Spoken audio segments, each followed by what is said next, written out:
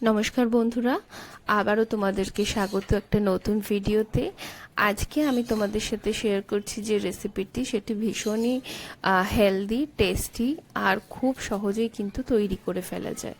তো তার জন্য প্রথমে আমি হাফ টমেটো কুচি, একটা ছোট সাইজের পেঁয়াজ কুচি, 3 থেকে 4টে কাঁচা লঙ্কা আর ভালো করে ধুয়ে রাখা মসুর ডাল, তার উপরে দিয়ে দিলাম 1 চামচ হলুদ গুঁড়ো, ধনে গুঁড়ো, জিরে গুঁড়ো, লঙ্কা গুঁড়ো আর স্বাদ মতো নুন দিয়ে সব কিছু ভালো করে মেখে নেওয়ার পর একটা পাত্রে সাদা তেল দিয়ে তার মধ্যে এরকম 2টো ডিম, ওপর থেকে একটু নুন দিয়ে এটার একটি ভুর্জি বানিয়ে নেব।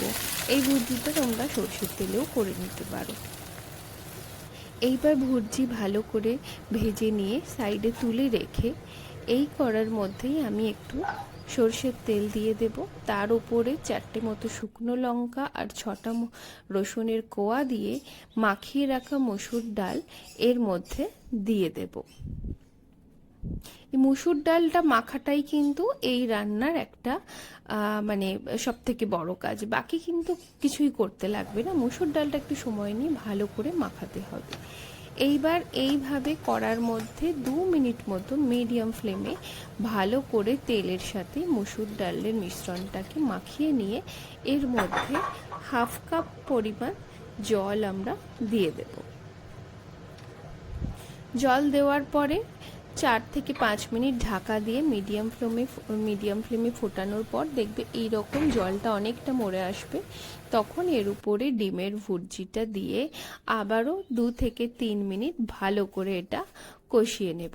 যেহেতু মসুর ডাল ধুয়ে জল ঝরিয়ে ভিজিয়ে একটু রেখেছিলাম, যার ফলে খুব তাড়াতাড়ি কিন্তু কড়াইতে সিদ্ধ হয়ে যাবে। এইবার উপর থেকে দিয়ে দাও ধনে পাতা কুচি। ব্যাস, হয়ে গেল, রেসিপি রেডি। এবার এটা ডিনারে তোমরা রুটির সাথে এইভাবে সার্ভ করো।